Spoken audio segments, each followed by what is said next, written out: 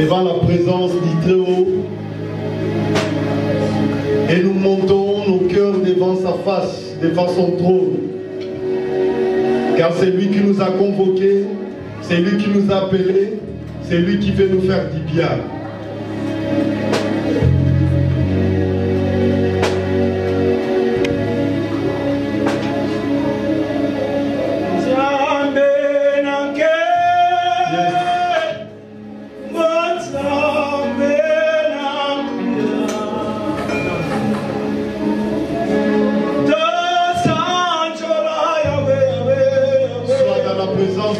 Reste dans la présence de Dieu.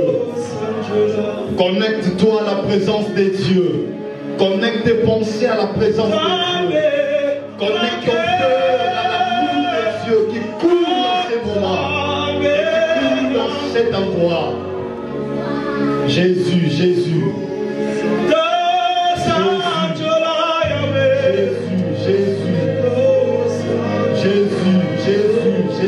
Jésus.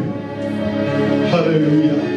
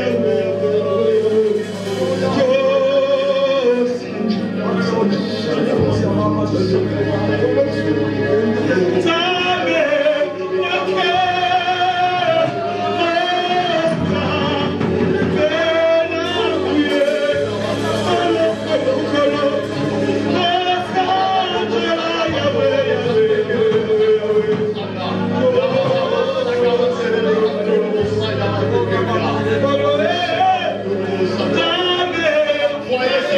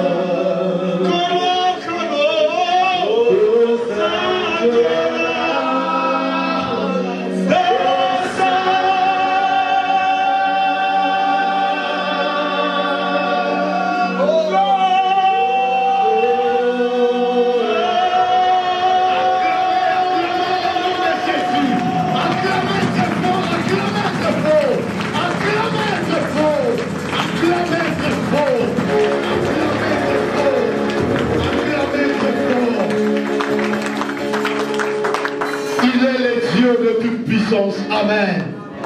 Non, il est le Dieu de toute puissance. Amen. Il est le Dieu de toute force. Amen. Quand tu acclames, il y a quelque chose qui entre dans ton corps. Quand tu acclames, il y a quelque chose qui visite ta famille. Quand tu acclames, il y a quelque chose qui passe dans ta maison. Quand tu acclames, il y a quelque chose qui touche dans ton cœur. Au nom de Jésus, je déclare. Au nom de Jésus, je déclare. Au nom de Jésus, je déclare. Que ce moment soit colonisé, soutenu,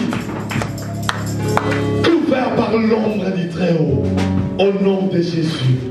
Et que la bénédiction de l'Éternel descende sur toi. Amen. Amen. Merci.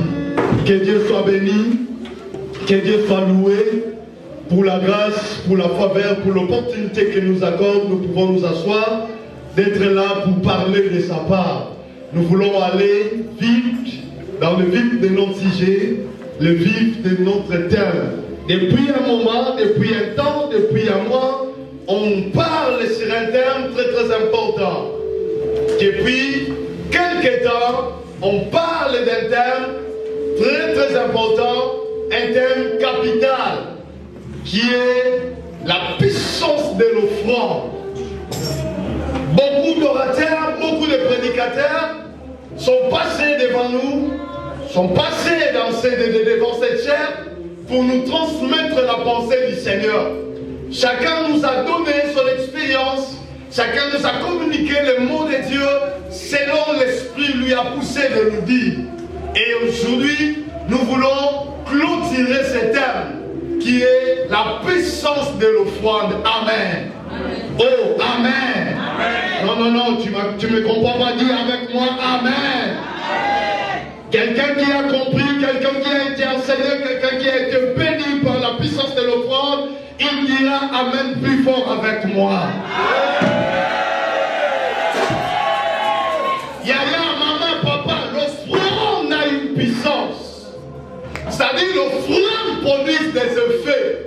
Quand on parle de l'offrande, on parle de la puissance de l'offrande, c'est-à-dire on voit les choses, les effets que dégage l'offrande. L'offrande a changé, a bouleversé la vie de plusieurs personnes. L'offrande a racheté l'humanité. Si nous, l'humanité, nous sommes là, parce qu'il y a une offrande qui a été donnée. Il y a quelqu'un qui s'est donné comme étant une offrande. Et raison pour laquelle nous sommes là aujourd'hui, nous célébrons, nous invoquons et nous arrivions à appeler Dieu comme étant notre Père. Parce qu'il y a une offrande qui a été donnée. La Bible nous dit, car Dieu a aimé le monde, il a donné son Fils unique. Dieu a aimé le monde, il n'a pas croisé les bras, il ne s'est pas limité dans de simples paroles, mais Dieu a parlé, Dieu a montré son amour en travers des données. Les données est tellement important. Dieu pouvait sauver l'humanité d'une autre manière, mais il a préféré de donner les seuls fils qu'il avait, son Isaac. Il n'avait qu'un seul fils, il a donné. Et pour montrer que l'offrande a une puissance, l'offrande a des effets, aujourd'hui nous sommes là, nous nous appelons des chrétiens, parce que Dieu avait donné une offrande. Alléluia. Oh, oh, alléluia.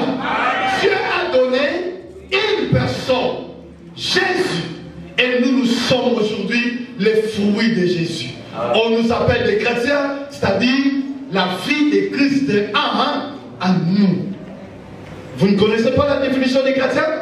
La vie de Christ en nous. C'est ce qui fait de nous des chrétiens. C'est-à-dire, Dieu n'avait qu'un seul fils, mais aujourd'hui Dieu n'a pas un seul fils. Aujourd'hui Dieu a beaucoup de fils. Parmi ces fils c'est toi, parmi ces fils moi aussi j'en fais partie. Au travers de l'offrande qu'il avait donnée lui-même. Et nous étant son peuple, nous devons aussi donner comme Dieu. Nous devons aussi comprendre ce mystère pour que nos vies aussi ne finissent pas comme étant de malheureux sur cette terre des hommes. Nous ne pouvons pas passer outre. Nous ne pouvons pas laisser notre vie sur cette terre comme ça, sans histoire. Non, nous devons le laisser avec une histoire. aujourd'hui je ne peux pas être là, mais il faut que les gens parlent de moi. Il faut que les gens parlent des œuvres qu'ils ont vues au travers de moi.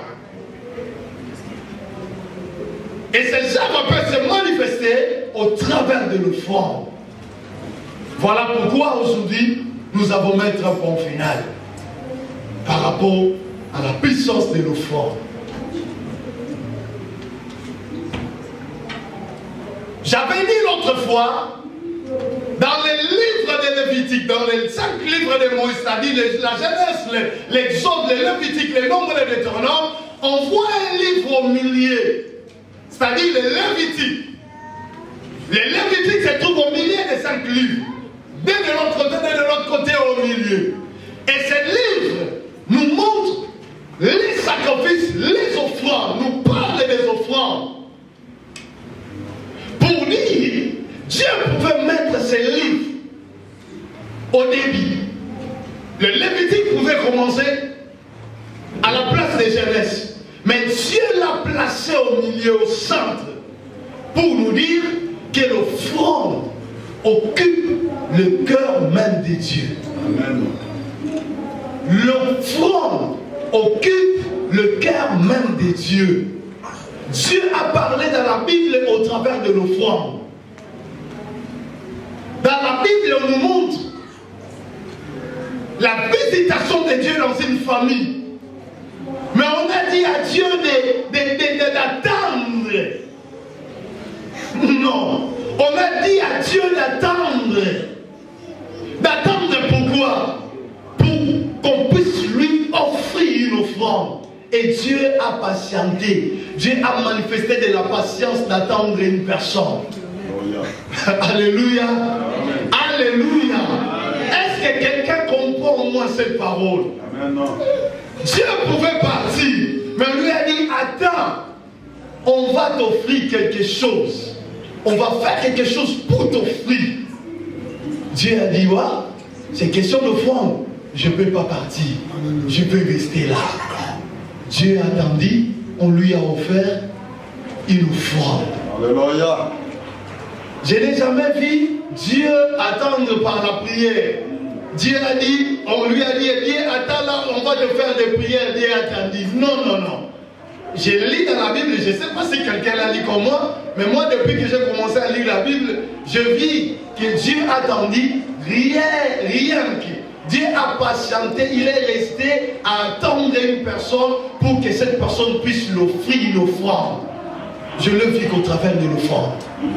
Pour dire l'offrande sur le cœur de Dieu. Raison pour laquelle lui-même était la première personne à manifester cela, à nous prouver, à donner son fils, les seuls qu'il a fait. Et au travers de l'offrande, Dieu a béni une personne. Et au travers de cette personne, nous aujourd'hui, nous sommes des bénéficiaires.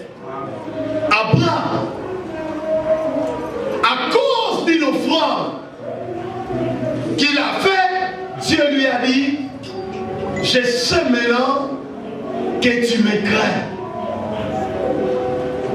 Là, j'ai compris que tu me crains. Parce qu'il a offert à Dieu une offrande.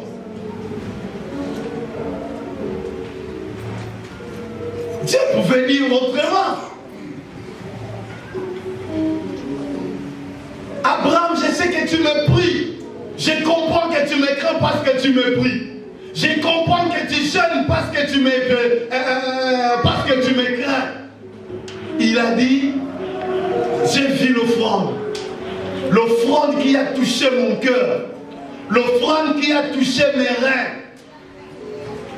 Moi, Dieu, j'ai compris maintenant que tu me crains.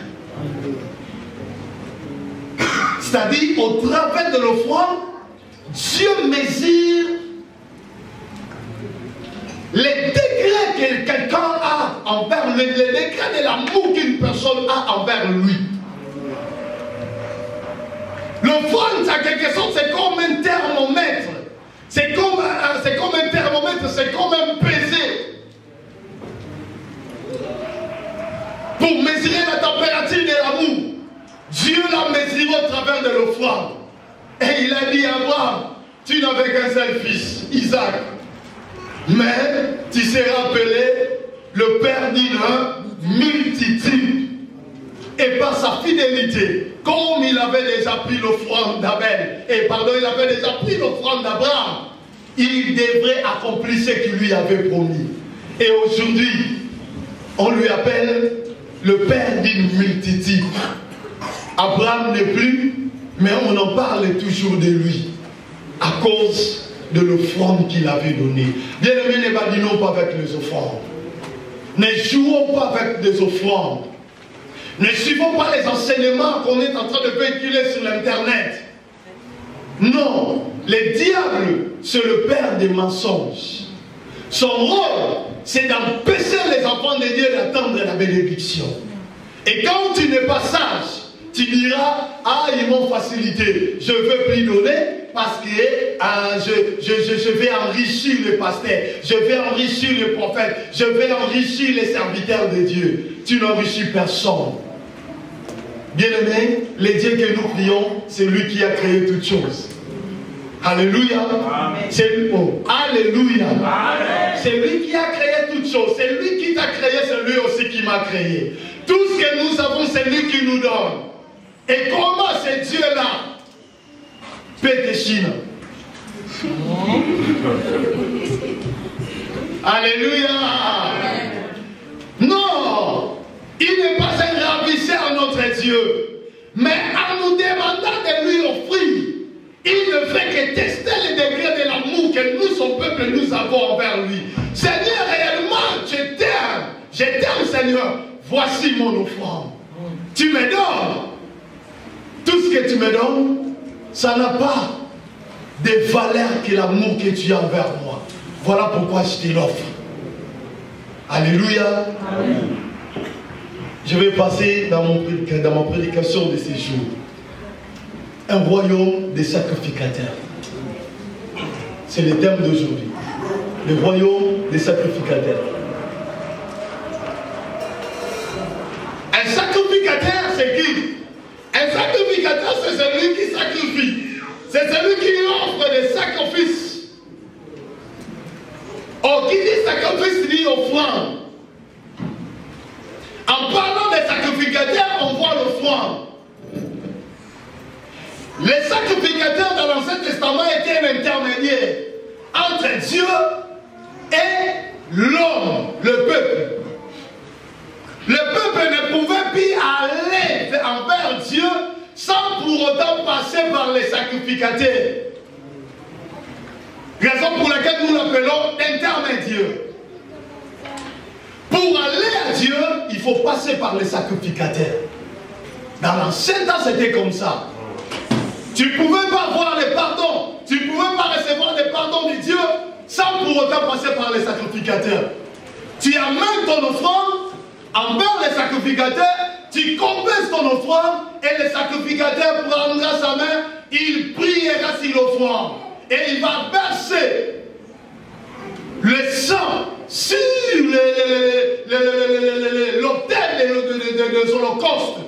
Et Dieu va agréer ses sacrifices. Dieu va agréer l'offrande, l'holocauste qui va offrir à Dieu. Et ton pardon, le pardon du péché qui sera accordé au pécheur. C'était comme cela dans l'ancien temps. Mais Dieu déjà avait promis dans l'ancien temps qu'il fera de son peuple un royaume de sacrificateurs. Depuis l'Ancien Testament, Dieu a déjà prophétisé, Dieu a déjà déclaré pour le peuple d'Israël, vous serez pour moi un royaume de sacrificateurs.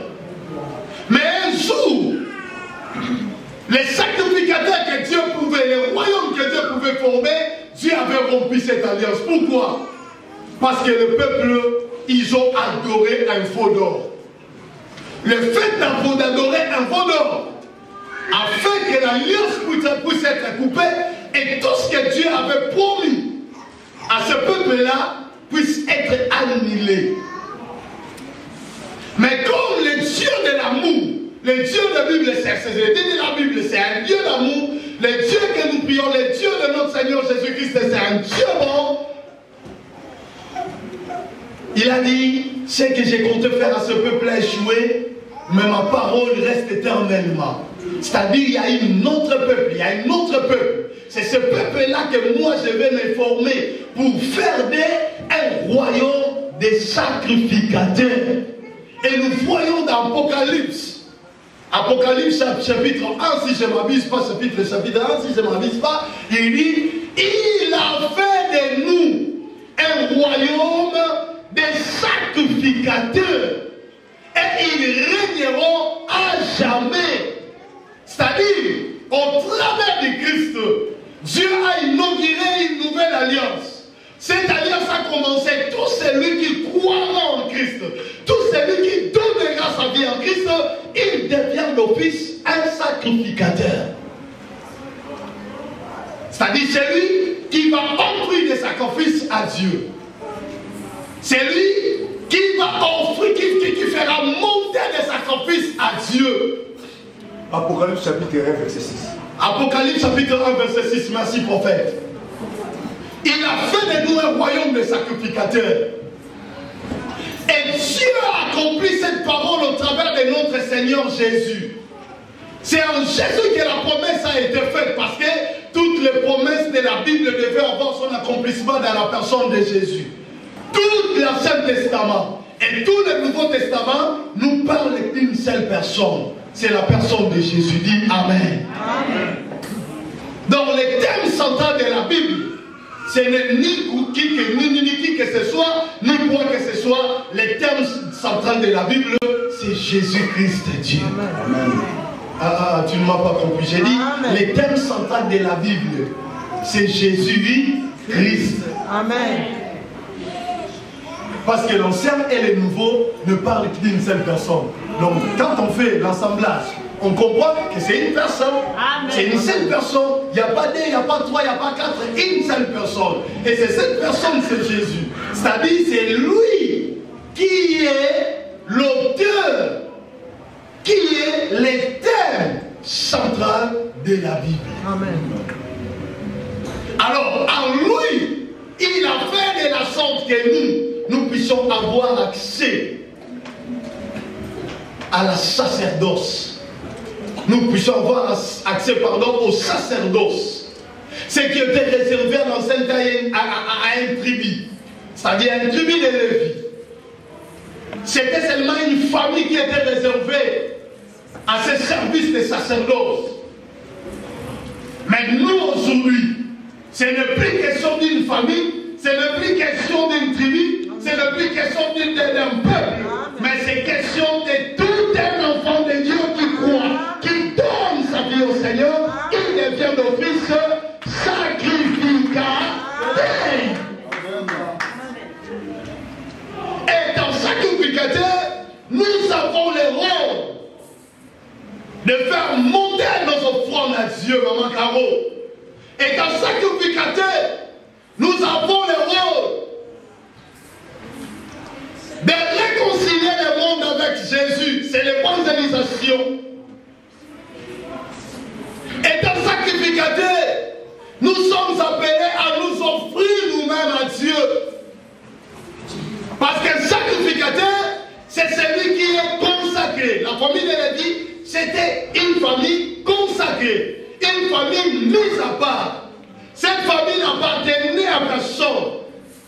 Ils ne pouvaient rien faire dans leur vie si ce n'est les sacerdoces. Alors nous aujourd'hui, nous sommes sacerdoces à vie.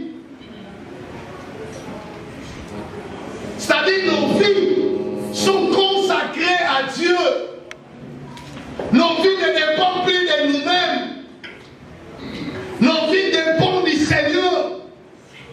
Nos vies dépendent de celui qui nous a sauvés, c'est Jésus.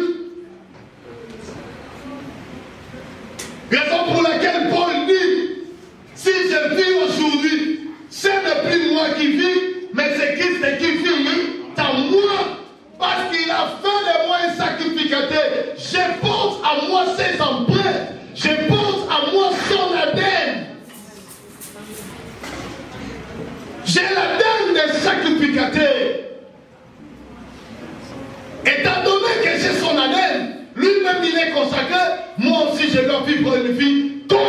consacrée.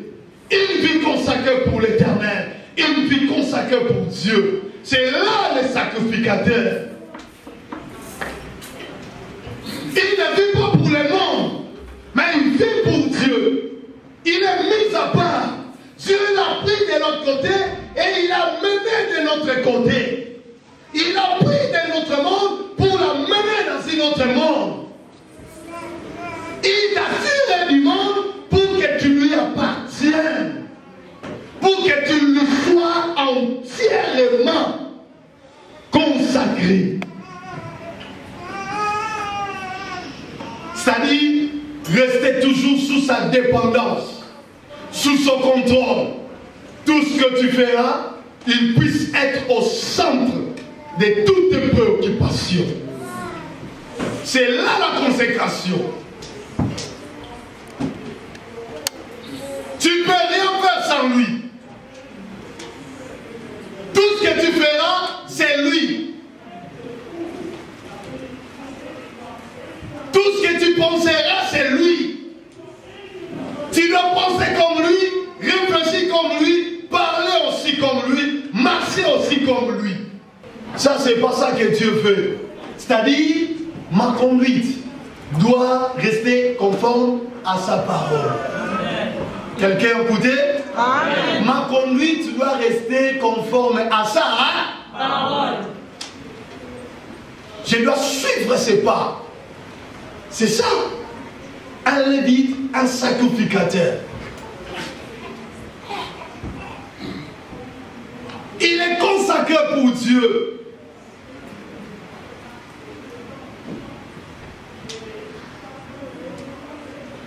Il appartient entièrement à Dieu. Ça, c'est un privilège que nous avons aujourd'hui. Non pas qu'il vient à Dieu avec les sacrifices d'un animal. Non. Un sacrificateur qui vient à Dieu, non pas avec les sacrifices d'un animal, mais qui vient à Dieu avec un sacrifice spirituel. Les sacrifices spirituels, c'est-à-dire l'offrande des âmes, récupérer les âmes perdues pour les amener dans le royaume de Dieu. Tous ceux qui ne connaissent pas le Seigneur puissent comprendre, connaître le Seigneur. C'est ça, les sacrifices spirituels. Ceux qui sont égarés, qu'ils soient ramenés dans la même voie. Ceux qui ne suivent pas la bonne direction, qui comprennent maintenant que nous avons un berger, un Seigneur, que nous devons marcher sous son contrôle, sous son autorité. C'est là le rôle maintenant d'un sacrificateur. J'ai dit, les sacrificateurs, il est offert lui-même à Dieu, comme étant un sacrifice. C'est-à-dire, il mène une vie de consécration. Comme Romains nous dit, dans Romains chapitre 12, verset 1. Je vous exhorte donc, frères, par la compassion de Dieu, à offrir vos corps comme un sacrifice vivant, saint,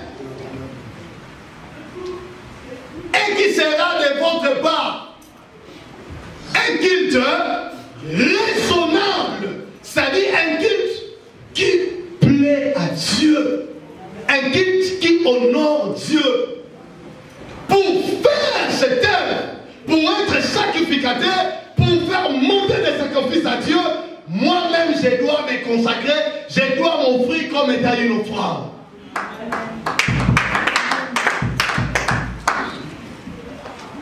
Si j'avais dit recevez la bénédiction, vous allez acclamer.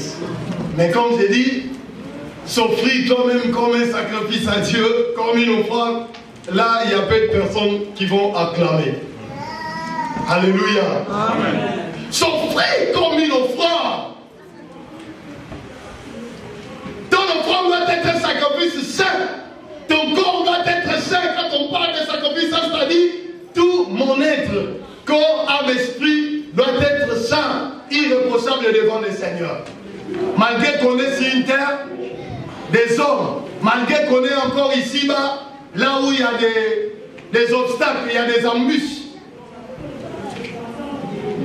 Mais nous devons être en harmonie, rester en harmonie avec le Seigneur. C'est là les sacrificateurs. Ça me permettrait d'aller vers le Seigneur pour lui offrir des sacrifices.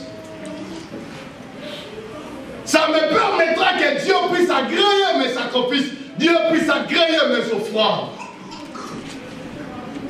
L'autre fois, j'avais prêché, j'avais dit, Dieu avait agréé d'abord. Abel, avant d'agréer son offrande. C'est-à-dire, ce qui compte chez Dieu, c'est d'abord moi. Ma vie, c'est ce qui compte chez Dieu. Avant mon offrande. Et après mon offrande. Amen. Alléluia. L'offrande occupe le cœur de Dieu. Mais Dieu a besoin d'abord de moi avant mon offrande. Amen.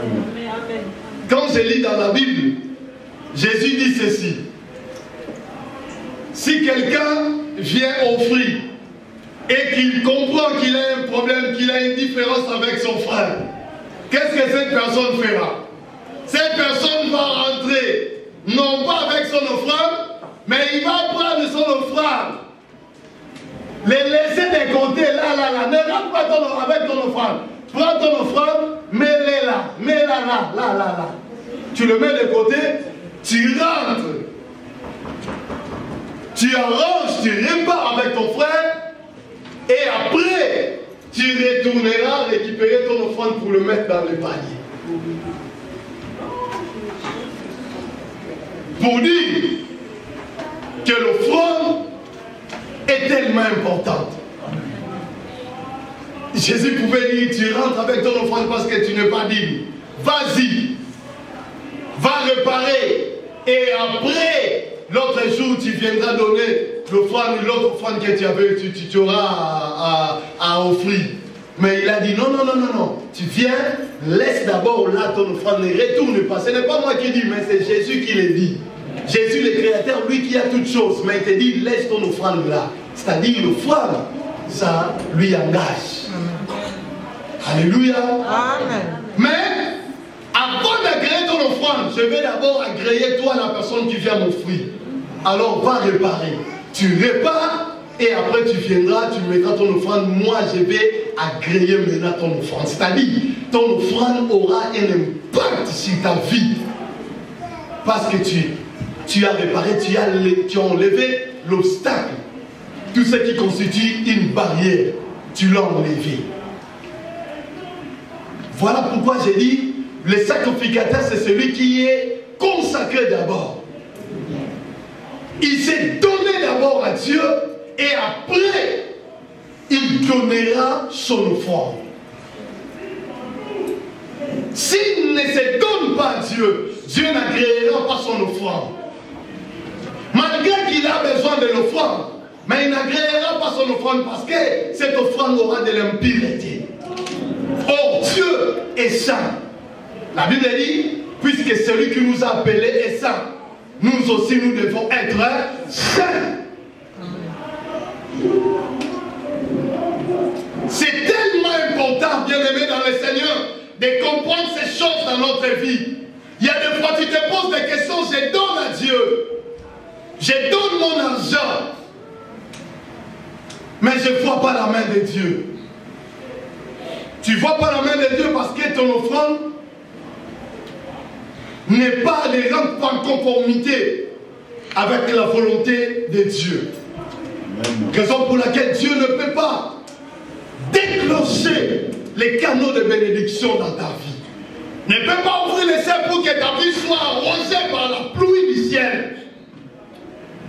Il faut d'abord commencer à vivre comme étant un sacrificateur, un vrai sacrificateur, et après tu apporteras ton offrande, Dieu agréera ton offrande. Et quand Dieu agrée l'offrande, c'est-à-dire il y a le miracle qui opère dans la vie de cette personne. Quand Dieu agrée ton offrande, ça suscite l'étonnement vis-à-vis des gens qui sont tout autour de toi. Amen. Ça poussera à venir te demander, mais qu'est-ce qui se passe dans ta vie? On t'avait connu, on te connaissait depuis, mais là, on ne comprend pas qu'est-ce qui se passe. Il y a quelque chose qui a bougé, il y a quelque chose qui a changé en toi. Amen. Et avec fierté, la personne dira, je suis un sacrificateur, c'est-à-dire je me suis donné moi-même à Dieu, et après, j'essaie de donner à Dieu. Amen. Comme j'essaie de donner à Dieu étant sacrificateur, raison pour laquelle le ciel ne peut pas rester fermé pour moi. Quelqu'un a compris? Amen. Quand tu te donnes, le ciel ne restera pas fermé pour toi. Tu te donnes à Dieu et tu donnes. Tout ce qui est en toi puisse appartenir à Dieu. Tu le mets à la disposition de Dieu. Le ciel ne te restera pas fermé. Tu auras besoin de quelque chose, tu l'auras. Tu iras à gauche, Dieu ouvrira des portes. À droite, tu ouvriras les portes parce que tu as respecté les lois de la sémence. Dieu dit ceci: aussi longtemps que les cieux et la terre existent, la loi de la sémence et de la moisson ne passera pas. C'est-à-dire qu'il ne sème pas, ne moissonnera pas. Amen. Tu veux moissonner, il faut s'aimer. Cette loi restera inchangée. Il y a des gens qui disent, oh, dans le Nouveau Testament, on ne parle pas des offrandes. Dieu n'a pas besoin des offrandes, oh mon frère. Est-ce que tu lis bien ta Bible? Ouvre grandement les yeux. Si tu n'as pas les yeux, viens me consulter. Je vais te donner les gros yeux que j'ai là. Alléluia. Je vais t'emprunter ou te prêter mes yeux. Comme ça, tu vas l'ouvrir grandement pour voir là où Jésus se mettait devant les offrandes.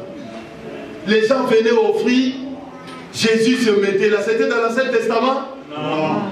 C'était dans l'Ancien Testament? Non. Et pourquoi cette boussoberie? Et vous aussi, vous croyez à cette boussoberie. Tu passes ton temps à écouter de telles prédications. C'est le diable. Nous sommes au temps de la fin. Beaucoup se sont enrichis au travers du nom de Jésus. Ils sont devenus des riches, ils ont acheté des parcelles, ils ont acheté des belles voitures. Aujourd'hui, ils se disent, non, c'est interdit. Il s'est déjà enrichi par les dons du Seigneur Jésus. Amen. C'est la parabole que la Bible nous dit. Les femmes, dans l'Ancien Testament, on parle de l'histoire d'un parabole de femmes. Ces femmes, ils ne voulaient, c'est-à-dire, ces femmes disaient, nous on a tout. On a tout ce qu'une femme peut avoir. Nous n'avons pas besoin de quoi que ce soit. Nous voulons seulement que le mari puisse nous donner son nom. Beaucoup de gens, beaucoup de serviteurs de Dieu aujourd'hui, ils portent le nom de Jésus. C'est comme un... Qu'est-ce que je peux dire là? Je ne sais pas, c'est comme une enveloppe. Mais à l'intérieur, Jésus n'y est pas. Il le porte dans un sens d'intérêt, de profit. C'est-à-dire pour profiter des gens, pour abuser des gens, pour gagner leur vie. Mais à l'intérieur, Jésus n'y est pas. Et cette personne, je connais un papa. Il a commencé avec le nom de Jésus. Jésus. Aujourd'hui, il a construit des hôpitaux, il a construit tout ce qu'il pouvait reconstruire, il a gagné sa vie. Ésaïe 4:1. Ésaïe 4:1. Prenez ce verset, allez lire à la maison. Donnez-moi seulement ton nom. Je n'ai pas besoin de quoi que ce soit, ni de ta semence, mais j'ai juste besoin de ton nom. Ils n'ont pas la sémence de Dieu, c'est-à-dire la parole de Dieu. La fille de Dieu en elle n'y est pas. Mais rien que le nom de Jésus qu'ils professent dans leur bouche. Et ces noms-là, les noms de Dieu, ils le professent, ils ramènent des gens derrière eux, ils leur prennent en otage. Ils en profitent. Il a acheté des parcelles, il a acheté des centres hospitaliers. Aujourd'hui, il s'en sort très bien avec sa vie, sa famille. Ses enfants sont ici en Europe, ils s'habillent même avec l'argent que les gens donnent là-bas. Après, il s'est dit, non, non, non, non, non. Nous, on ne va plus utiliser les Nouveaux Testaments. On reste que dans l'Ancien Testament. Nom de Dieu. Après s'être enrichi, tu réunis le nom de Jésus. Oh Jésus, non, il n'est pas notre sauveur. Il y en a beaucoup aujourd'hui comme ça. Non. Reste d'abord sacrificateur et offre à Dieu des sacrifices. Parce que c'est le rôle des sacrificateurs. Offrir à Dieu des sacrifices spirituels. Et parmi les sacrifices spirituels, j'avais dit, il y a les âmes que nous devons sauver. Nous devons évangéliser, aller partout, dans des hôpitaux, dans des gares. Aller partout où Dieu t'envoie, aller parler de Jésus. Dis au monde que Jésus est merveilleux, Jésus est amour. Jésus va te sauver, Jésus peut te sauver. Peu importe ce que tu es, peu importe ta race, peu importe ce que tu fais, même si tu as avorté, même si tu étais la répétée, on t'a connu, toi vraiment, c'est toi. La dernière des, je ne vais pas finir là, la dernière des, mais Jésus peut te sauver. Viens Jésus, donne ta vie à Jésus, il changera ta vie et te donnera sa vie. Amen. Allons-y étant des sacrificateurs. Proclamer les merveilles de Dieu. Dieu m'a fait du bien, Dieu m'a guéri, Dieu m'a visité. J'étais comme ceci, je vis la main de Dieu. J'étais dans le fétiche, Dieu m'a sauvé, Jésus m'a sauvé. Je ne dormais pas. La nuit, j'ai trembloté. J'avais peur de la visitation satanique. Mais aujourd'hui, Jésus m'a donné la paix. Quand arrive la nuit, je me sens calme. Et je dors comme un petit bébé dans un berceau. À cause de Jésus. Amen. Allez dire aux gens. Jésus revient bientôt, mes frères et sœurs. Il ne viendra pas seulement te chercher, mais il viendra chercher les gens que Dieu a mis derrière toi. Derrière toi, il y a toute une liste de gens que Dieu veut sauver. Si tu ne les sauves pas, tu auras des problèmes avec le Seigneur. Raison pour laquelle nous sommes appelés, étant des enfants de Dieu, à évangéliser. La Bible nous dit ceci. Allez partout dans Matthieu chapitre 28, versets 18 à 19, à 18 à 20. Allez partout dans le monde. Prêchez la bonne nouvelle. Annoncez le retour du Seigneur. Ce monde passera. Ce monde est à sa fin. La fin de toutes choses est proche. Jésus revient bientôt. Répandons-nous, répandez-vous. Donnez vos vies au Seigneur pour que la colère de Dieu ne vous atteigne pas. Aujourd'hui, les chrétiens, nous sommes rentrés et laissés dans de futilités. Au lieu d'annoncer le retour du Seigneur, nous sommes là à nous quémailler. Nous sommes là à nous chamailler. Nous sommes là à nous injurier entre nous. À se créer des discordes entre nous. Tu sais, regarde ce que l'autre frère a fait. Regarde ce que l'autre sœur a fait. Ce n'est pas notre objectif. Notre objectif, c'est d'aller vers les hommes perdus, de ramener à Jésus pour que Jésus soit glorifié au travers de l'être. Alléluia. Alléluia. C'est là les sacrificateurs. Dans l'Ancien Testament, il avait le rôle de prier, être un intermédiaire. Aujourd'hui, nous sommes des intermédiaires. La Bible nous dit dans 2 Corinthiens chapitre 5, verset 20, nous faisons donc les fonctions d'ambassadeurs pour Christ, comme si Dieu exhortait le monde au travers de nous. Réconcilions le monde. Le monde est séparé avec Dieu. Le monde a besoin de la réconciliation. Quand je parle du monde, je ne vois pas les systèmes, je ne vois pas les lampes, je ne vois pas les caméras. Quand je parle du monde, je vois les habitants de la terre. Allez envers ces clochards. Allez envers ces gens-là qui se mettre de l'alcool pour qu'il ne te fasse pas les tchin-tchin, mais pour que tu lui dises Jésus est amour. Amen. Tu as perdu des choses. Jésus peut changer ton histoire. Amen. Faites ceci si tu es d'accord avec la parole du Seigneur. Amen. Et ramène encore l'autre main en haut. Et rassemble toutes les deux mains. Fais-le bien, fais-le bien, fais-le bien, fais-le bien. Alléluia. Amen. Alléluia. Amen. Le sacrificateur, il est consacré. Beaucoup parmi nous aujourd'hui, ils sont nés déjà, non pas comme étant sacrifiés, non pas comme étant consacrés au Seigneur, mais ils sont nés déjà en étant sacrifiés déjà dans le monde des ténèbres. Sacrifiés déjà par les diables. Nous sortons dans des familles différentes. Tu ne peux pas être sacrificateur si ta fille est encore sacrifiée dans le monde des ténèbres.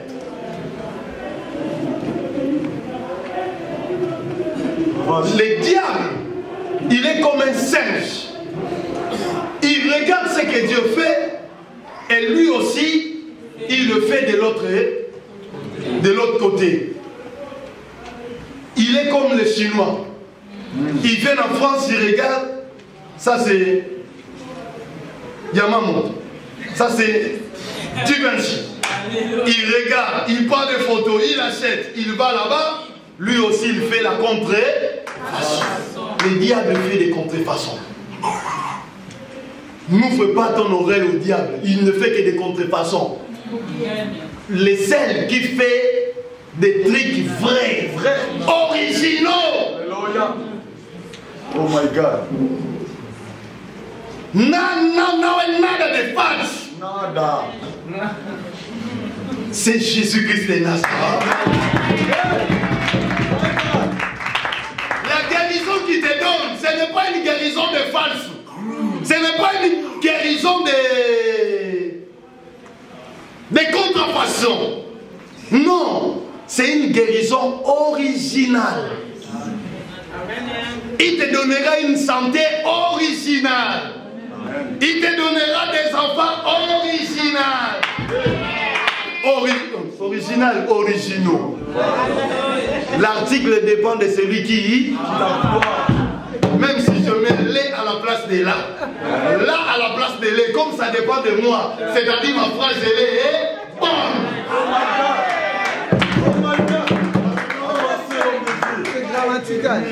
Alléluia. Comprenez mes gros mots. Et supportez-moi. Quelqu'un dans la joie ce matin? Non, j'ai dit quelqu'un dans la joie ce matin? Les saints qui ne font pas de contrefaçon, c'est Jésus. Il te donnera des enfants originaux. C'est-à-dire des enfants qui ne proviennent pas du monde des ténèbres. Tu vas chez un féticheur, il te dira je vais te donner des enfants. Lui-même, il n'en a pas. C'est-à-dire il va rentrer dans le monde des ténèbres. Ce ne sont pas des enfants qui vont te donner parce qu'ils ont des démons. Il va prendre les démons qui ciblent. Il va mettre ça dans ton ventre. Et après quelques temps, tu dis je suis enceinte. Regardez les effets que ces saintes vont... Et les effets qui vont s'accomplir dans la vie de celui qui est enceinte. Ça sera catastrophique. Sa naissance sera compliquée. Et même s'il est né, il sera un enfant compliqué. Incompréhensible. Un enfant qui va commencer à te faire voir des films. Tu ne vas pas au cinéma, mais là tu vas aller au cinéma. C'est-à-dire le cinéma viendra dans ta maison. Oh. Gratuitement. Alléluia. Tu n'as pas besoin d'abonnement. Je n'ai pas besoin de B-Box. Je n'ai pas besoin de BNU. Je n'ai pas besoin de free. Je ne fais pas la publicité de ces gens-là. Mais vous les connaissez, même si je dis quoi, vous connaissez déjà. Je ne fais pas la publicité. C'est-à-dire, tu ne vas pas là-bas, tu ne t'abonnes pas. Mais le cinéma viendra dans ta maison. Des films que tu vas commencer à voir la nuit, la journée. tu vas déchirer. Plus jamais, je retournerai là-bas. Parce que tu vas commencer à voir des films. Mais l'enfant que Dieu donne, la nuit tu dors paisiblement. Le matin tu te réveilles paisiblement. Il peut arriver que chaque enfant naît avec son phénomène. Il est un peu turbulent, il est un peu courageux. Avec les vaccins qu'on donne des enfants ici, ça peut aussi bouger. Et ce n'est pas un démon, mais c'est les vaccins. C'est l'ADN. Peut-être aussi papa, quand il grandissait, il était comme ça. Mais ça, c'est pas question de démon. Tu es tranquille. Tu vas au travail, tu rentres, tu n'auras pas de mauvaises nouvelles. Et ton fils ici, il a cassé les bras d'un enfant à l'école. Et ton fils ici, il a fait ceci. Il a renversé, il a volé. On l'a arrêté, il est à l'hôpital. Non. Tu seras tranquille. Tu vivras une vie paisible. Amen. Il peut y avoir des négativités, mais c'est le diable qui cherche à entrer dans ta famille pour déstabiliser. Mais ce n'est pas un enfant que tu as ramassé chez les féticheurs, les démons. Non. Ça, c'est une autre chose. Alléluia. Alors, c'est ce qui veut dire que notre confiance, nous devons baser cela en Jésus. Parce qu'il ne fait que des choses originaux. Même si ça tarde aujourd'hui, tu ne vois rien, ta guérison, tu ne vois rien. Continue à espérer, tu auras ta guérison un jour. Continue à croire, tu verras la main de Dieu. Continue. Espère en lui, mets en lui ta confiance et il ne te trahira jamais. Alléluia. Alléluia. Amen. C'est ça les sacrificateurs. Beaucoup sont déjà en état sacrifiés. Nous savons nos familles. Nous savons nos origines. Vous êtes nés dans une famille, vos arrière-grands-parents ont déjà fait des sacrifices pour vous. Avant que vous soyez nés, il a dit déjà, l'enfant de Josué, je ne veux pas citer ton nom parce que tu vas dire le pasteur a cité mon nom, c'est que ma famille est comme cela. Non. L'enfant de Andrésienne, Jomaël, ils sont déjà sacrifiés. Tout enfant qui naîtra de cette famille sera déjà consacré dans le monde des ténèbres. Et la vie de cette personne sera une vie bizarre. Aujourd'hui, beaucoup de choses que nous vivons, ce sont les résultats de ce que nos ancêtres ont fait. Ce sont les résultats de ce que nos parents ont fait. Nous, aujourd'hui, nous les subissons. Ce sont les résultats de ce que nos frères ont fait. Nous, aujourd'hui, nous les subissons. Je vais vous dire une chose. Nous, dans notre famille, il s'est passé quelque chose de bizarre. Quand j'ai grandissé, on avait une tante. Cette tante, dans le monde des ténèbres, ils ont déjà des intuitions. Comme l'étoile qui était montée le jour où Jésus devait naître. C'est ce qui se passe dans la vie de tout un enfant de Dieu qui a une étoile, qui a une grâce particulière. Il y a une étoile qui se lève et le diable est déjà au courant que cet enfant qui naîtra dans cette famille, il sera une porte de bénédiction. Au travers de lui, les choses vont changer dans cette famille. Ou cette famille, c'est une famille mise à part. Une famille distinguée. Qu'est-ce qu'ils font? Ils commencent à comploter, à faire des trucs pour neutraliser cette étoile, comme ils ont voulu faire avec l'étoile de Jésus. Lors de la naissance de Jésus. Notre tante est venue chez nous. Sans l'accord de notre papa, sans l'accord de notre maman. D'ailleurs, le papa n'était pas là, il était parti au travail. Notre maman, il n'était pas là, il est allé faire ses affaires. La tante est venue. Il n'est pas venu seul. Il est venu avec un féticheur. Ce n'est pas sa maison. C'est la maison de son frère. Mais il s'est permis d'aller prendre un féticheur pour venir faire des gris-gris dans notre maison. Il est venu chez nous. Moi, j'étais là comme étant un gamin. Je regardais. J'ai vu, papa, moi aussi, tante, il est venu. Elle rentre. Elle prend des assiettes de notre maman. Des belles assiettes réservées pour les visiteurs. des petits bassins là, qu'on appelait Sanya Braza. J'ai la mémoire. Peut-être tu es né si tu ne connais pas ça. Il faut retour à l'authenticité. Ce n'est pas ma faute. Alléluia. Sanya Braza. Il a pris ça, il a pris les couteaux, ils ont pris des verres, ils avaient avec une poule. C'était un coq, je ne sais pas si c'est un coq ou une poule comme ça là. Ils ont coupé, ils l'ont égorgé, ils ont versé le sang sur l'assiette, mélangé avec de l'eau. C'était comme de la blague. Ils ont fait ce qu'ils pouvaient faire, ils ont fait des cérémonies avec des trucs rouges là, tout ça là. Mais c'est les Nganga, il a fait ses histoires, il s'est déguisé avec ses jupons, ses trucs rouges. Il a fait tout ce qu'il devrait faire. Je regardais, il a fini. Après des années, nous avons perdu notre aîné. Ils ont sacrifié dans notre maison qui était mort dans notre famille. Ils ont sacrifié un coq. C'est-à-dire, nous déclarons dans cette maison, tous ceux qui sont ici, ils sont sacrifiés dans le monde des ténèbres. Leur vie n'avancera pas, ils ne se marieront pas, les femmes, ils vont les engrosser, ils vont vivre une vie de misère, de pauvreté exagérée, extrême. Ils ont fait tout ce qu'ils pouvaient faire. Après des années, mon grand frère était mort. Mais dans la famille, il y avait déjà les ceux-là qui priaient. Mais comme il y avait déjà une force maléfique qui était rentrée dans la famille, la force maléfique a commencé à s'imposer. Il a commencé à s'imposer, à créer des trucs bizarres. Je te dis qu'il y a des choses bizarres qui ont commencé à se passer dans notre maison. Les arbres se coupaient d'eux-mêmes. Vous dormez la nuit, vous sentez, il y a des arbres. Il n'y a pas la pluie, il n'y a même pas des tonnerres de caquet, mais il y a des arbres qui se coupent. C'était phénoménal. Pour s'en sortir, ce n'était pas facile. Il faut te consacrer toi-même à Dieu. Consacrer tout ce qui est à toi.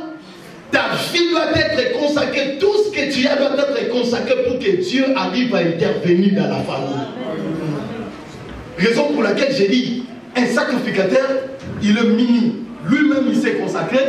Deuxièmement, il monte avec Dieu de victimes spirituelles, des sacrifices spirituels, des prières, tout ça là, et des offrandes.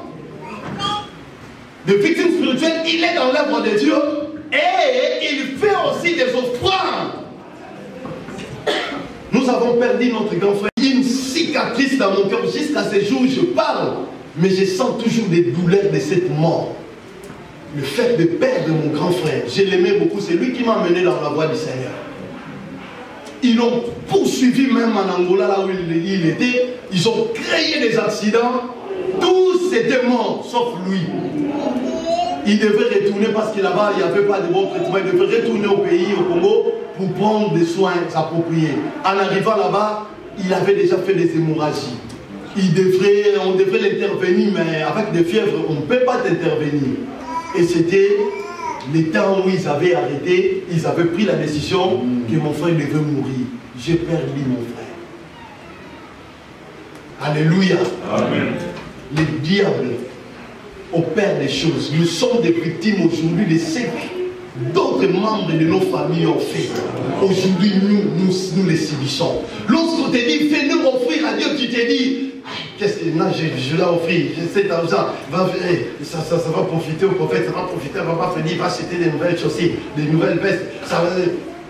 Mon bien-aimé, tu ne donnes pas à quelqu'un, tu ne donnes pas à une personne. Tu donnes à Dieu. Ce que tu donnes, tu ne comprends pas sa valeur, tu ne comprends pas son importance. Ça a une très influence, ça a une très grande importance dans notre vie. Ça peut changer des trucs. Bien-aimé, depuis ce temps-là, jusqu'à aujourd'hui, je ne m'arrête pas de donner à Dieu. S'il me faut donner, je donne à Dieu. Parce que c'est compris là où nous étions. Aujourd'hui, Dieu nous a fait grâce. on est déjà 3, 4 comme ça, là, 4 ou 5 à se marier déjà dans la famille avec des alliances. Dieu nous a fait grâce. Alléluia. Pour dire qu'il y a des choses qui évoluent. Mais il y a encore, nous portons encore des cicatrices du diable dans notre famille. Parce qu'il y a des ceux-là qui ont été déjà engrossés. Il y a des ceux même qui priaient, mais ils ont engrossé. Alléluia. C'est question de démons. Nous devons faire très attention. Raison pour laquelle je veux bien dire en l'église encore. Jésus dit ceci. Les enfants des ténèbres sont plus intelligents que les enfants de la lumière. Nous, les enfants de la lumière, nous devons être plus intelligents que les enfants des ténèbres. Alléluia. Amen. Alléluia. C'est tellement important le foi. En faisant cela, tu fais les rachats. Tu pries, tu gênes, c'est bien. Mais il faut faire encore d'autres choses. Il faut ajouter des choses qui pourra pousser Dieu, qui poussera Dieu à entrer en contact. Parce que nous avons vu l'offrande faire asseoir Dieu. Alléluia.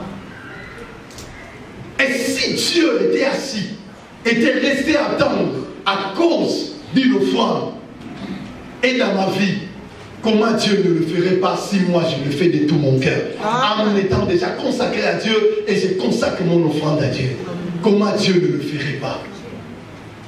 Le problème aujourd'hui, nous donnons, mais nous ne donnons pas comme il convient de donner.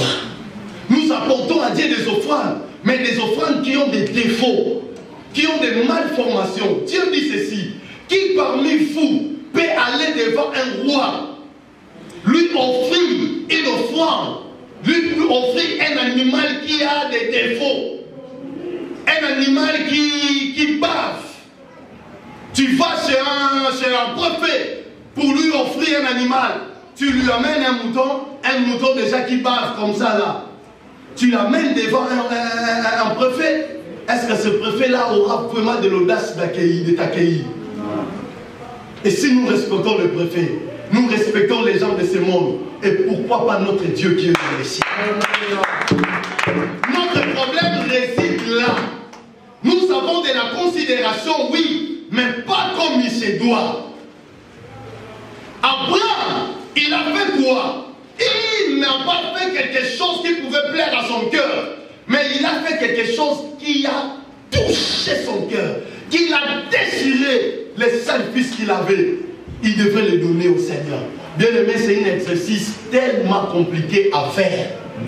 Même moi, je vous dis là, c'est compliqué à le faire. Il n'avait pas de fils, un seul fils. Donner cette offrande, il avait quel âge? J'ai encore l'âge. Je peux dire, bon, je peux donner mon fils à Dieu, j'aurai encore d'autres enfants parce que je suis encore jeune. Mais Abraham, il était déjà avancé en âge. Et sa femme, ménopause multipliée au carré. Est-ce qu'il y a de l'espoir vraiment pour quelqu'un d'avoir encore des enfants? Le seul qu'il aille à sa vieillesse, et tu lui dis: je vais finir, maman, je vais finir. Ne mettez pas les papiers, je sais, je vais finir. Laissez-moi, c'est un enseignement, c'est tellement important que je parle au peuple de Dieu. Alléluia. Alléluia. Je vais finir, ne vous en faites pas. C'est important qu'on nous apprenne, qu'on nous enseigne des choses qui feront notre bonheur. C'est la parole qui délivre, c'est la parole qui bénit. Quand tu as la connaissance, tu ne perdras pas. La Bible dit: mon peuple périt faute de connaissance. Tu n'as pas la connaissance. Voilà pourquoi tu ne donnes pas bien à Dieu. Voilà pourquoi tu ne te donnes pas bien à Dieu. Parce que tu n'as pas la connaissance de la parole. Permettez-moi de vous dire pendant quelques temps et nous allons arrêter. Amen. Amen. Il a donné quelque chose qui a touché son cœur. Et Dieu a changé son histoire. Ce n'est pas de passer pour passer.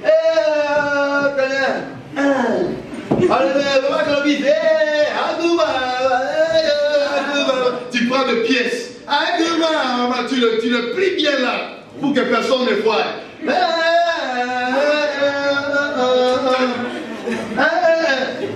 Tu donnes quelque chose qui ne vale même rien aux yeux de Dieu. Comment peux-tu provoquer l'intervention de Dieu dans ta vie?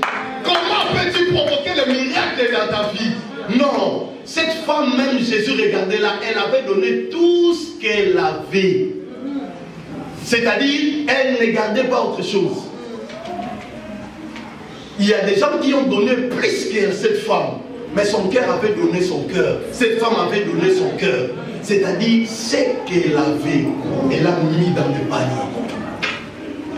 Et Jésus l'a regardé, il a dit, elle a témoigné de cette femme devant plusieurs personnes, devant la foule, devant les temples.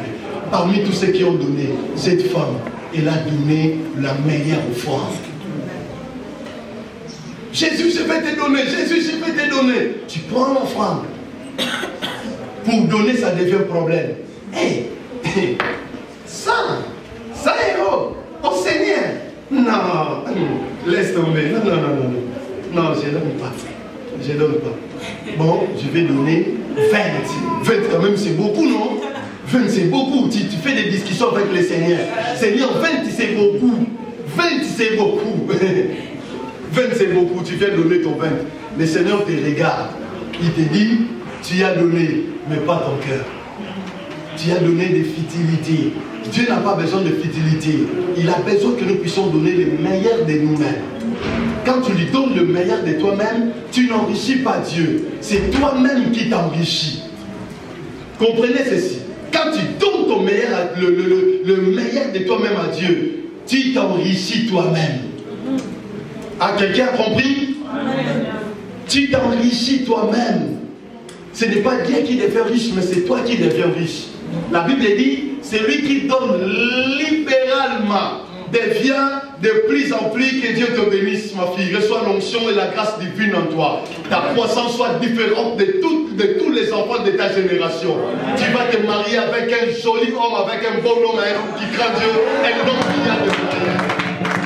C'est la parole du Seigneur.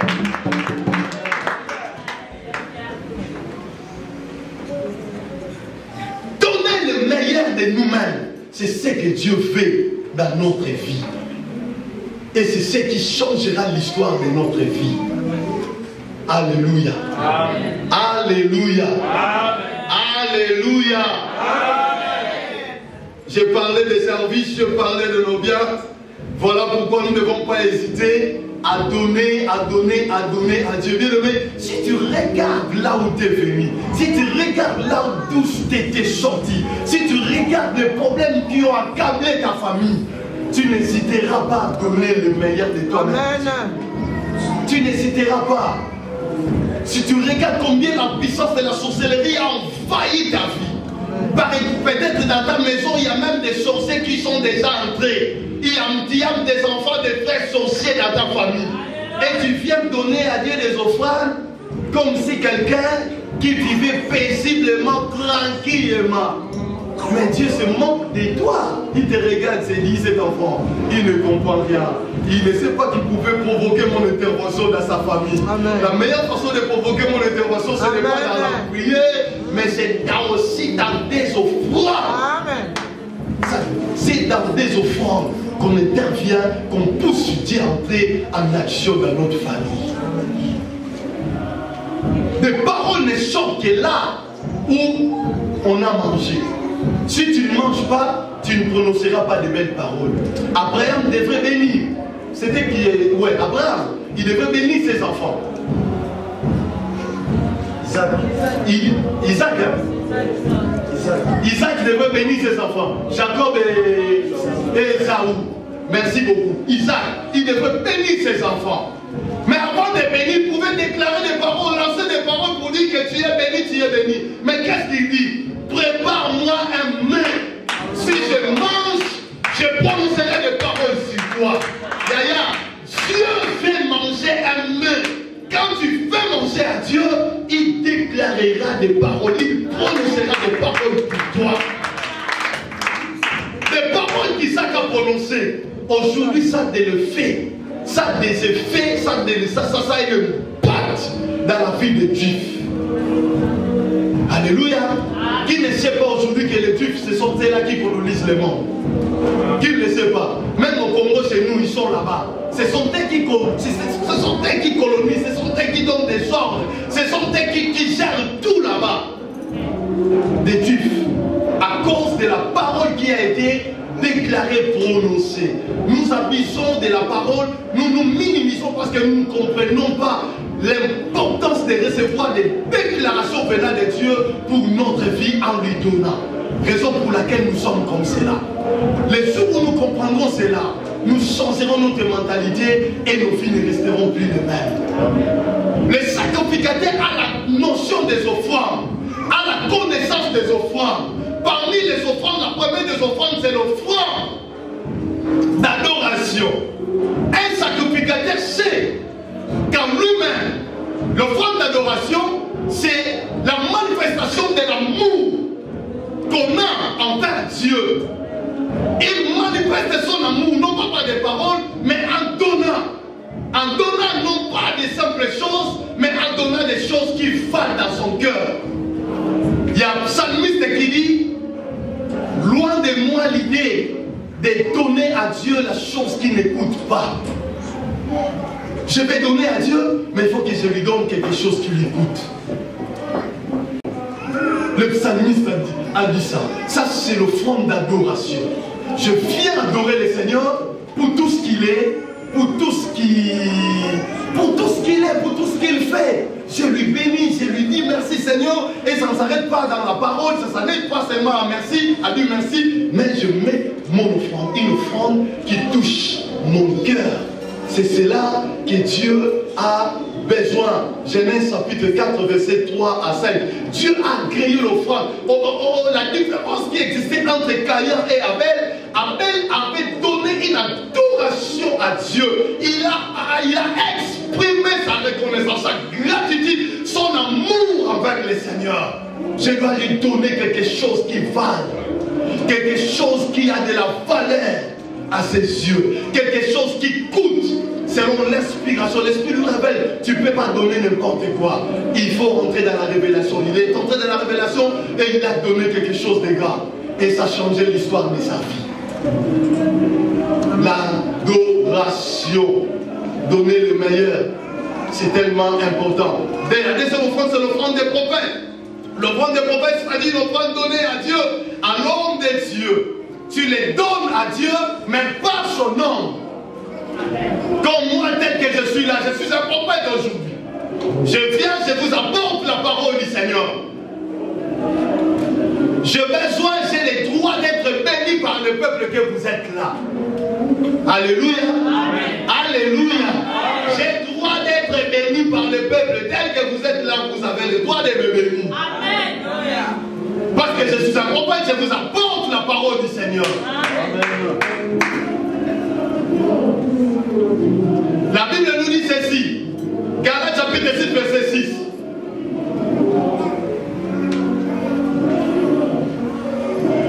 Depuis qu'on a commencé, on n'a pas lu, hein? Fais facile. Ouvre ta Bible. Je fais que citer des versets parce que je voulais aller plus vite. Là, je vais citer déjà, je suis presque à la fin. Galates chapitre 6, verset 6. C'est un verset qui est connu de tous. On peut même le réciter. Galates 6, 6. Et l'autre personne va prendre Matthieu chapitre 10, verset 40 à 42. Vite, vite, vite, vite, vite. Des personnes courageuses pour nous lire cette parole.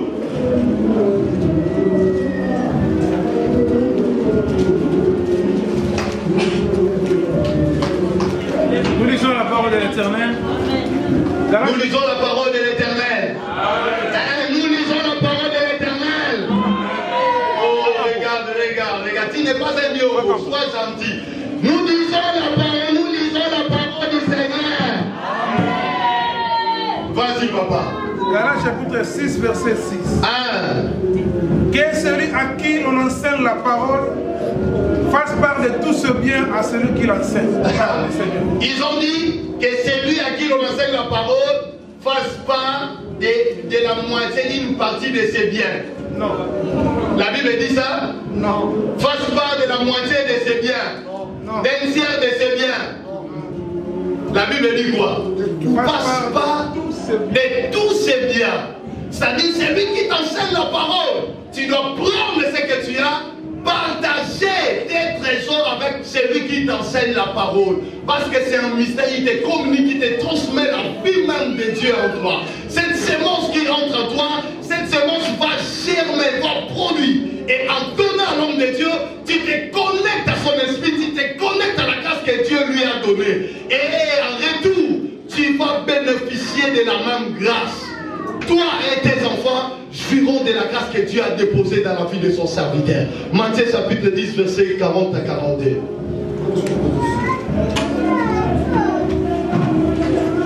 Personne n'a trouvé ces versets. Oh là là. Matthieu chapitre 10, verset 40 à 42. Je lis la parole de l'Éternel. Celui qui vous reçoit, me reçoit. Celui qui vous reçoit, me reçoit. Et celui qui me reçoit, reçoit de celui qui m'a envoyé. Oui. Celui qui reçoit un prophète à qualité de prophète recevra une récompense de prophète. Merci, nous acclamons la parole de Dieu. Celui qui reçoit un prophète à qualité de prophète reçoit la bénédiction des prophètes. Celui qui me reçoit celui qui m'a envoyé. Celui qui m'a envoyé aujourd'hui, c'est Dieu pour venir pour venir te parler de cette parole. Quand tu me reçois dans ton cœur, tu me reçois chez toi. Je ne te dis pas de m'inviter. Tu me reçois aujourd'hui en me bénissant, c'est-à-dire tu reçois Jésus qui m'a envoyé aujourd'hui. Alléluia. Et la bénédiction des prophètes sera sur toi parce que tu m'as reçu en qualité de prophète. Troisième, le feu.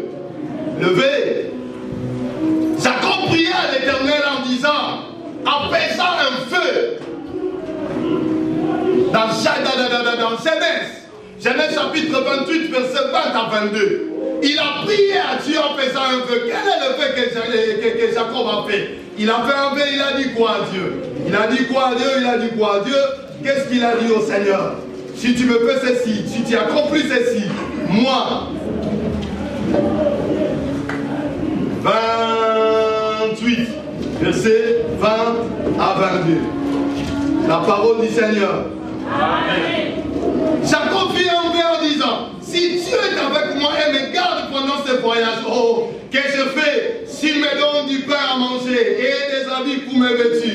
Et si je retourne en paix à la maison de mon Père, alors l'Éternel sera mon Dieu. Cette prière, cette pierre que j'ai dressée pour monument sera la maison de Dieu et je donnerai la dîme de tout ce que de tout ce que tu me donneras. Il a fait un vœu à l'Éternel. Si tu me fais ceci, moi je te donnerai, je construirai, je bâtirai un hôtel ici. L'offrande de vœu. Tu as besoin que nous puissions faire des vœux. Anne avait fait un vœu. Après savoir prier, il a compris que je dois faire un vœu. Rien qu'en faisant un vœu, l'Éternel s'est levé pour opérer le miracle dans sa vie. Il a beaucoup prié, l'enfant ne venait pas. Mais les jours où il a décidé de faire un vœu, c'est les jours où Samuel est venu dans sa vie. Tu as beaucoup prié, tu as beaucoup gêné, tu as beaucoup fait des choses. C'est venu maintenant, c'est arrivé maintenant le temps de faire des vœux. Quand tu fais un vœu, Dieu ne tardera pas. Ton Samuel viendra. Je ne sais pas ton Samuel c'est quoi. Ton Samuel peut-être c'est un enfant. Ton Samuel peut-être c'est un mariage. Ton Samuel peut-être c'est un boulot, c'est un document, c'est un papier. Ton Samuel peut-être c'est un contrat que tu attends. Dieu accomplira ce que tu lui diras à cause du peu que tu l'acceptes de le faire. Accompli de vie. Et notez bien, quand tu fais un vœu à l'Éternel, tu promets quelque chose à Dieu, n'hésite pas à l'accomplir. Ça doit se retourner, sinon ça va se retourner contre toi. Ça va devenir pour toi, pardon, une pierre d'achoppement, une malédiction, une occasion de chute. Quelqu'un a compris? Tu as fait beaucoup de vœux, tu n'as pas compris, tu n'as pas réalisé. Honore le fait que tu as fait à Dieu. Tu as pris des enveloppes, tu l'as ramené chez toi. Je ne sais pas si c'est dans quelle église. Tu la ramènes dans ta maison, personne ne t'a forcé. Mais tu n'as pas pu honorer tes engagements. Honore le fait que tu as fait à Dieu. Ça ouvre des portes, ça mène des bénédictions, ça mène des grandes choses. Ça pousse Dieu à accomplir sa parole, sa promesse dans ta vie. Et la dernière des choses, l'action de grâce, il y a la dîme aussi, mais je ne vais pas en parler. L'action de grâce, c'est une forme de reconnaissance pour le bienfait. Jésus a guéri les gens qui étaient le dit le vrai. Il les a guéris 10, ils sont tous partis. L'autre, quand il est allé, il a remarqué qu'il était guéri. Il est retourné pour dire au Seigneur, Seigneur, tu m'as guéri, je viens te dire merci. La reconnaissance, c'est tellement important dans notre vie. Dieu te bénit. Tu me donnes le mariage, Seigneur, je vais te bénir. Tu me donnes les enfants, Seigneur, je vais te bénir. Tu me donnes les papiers, Seigneur, je vais te bénir.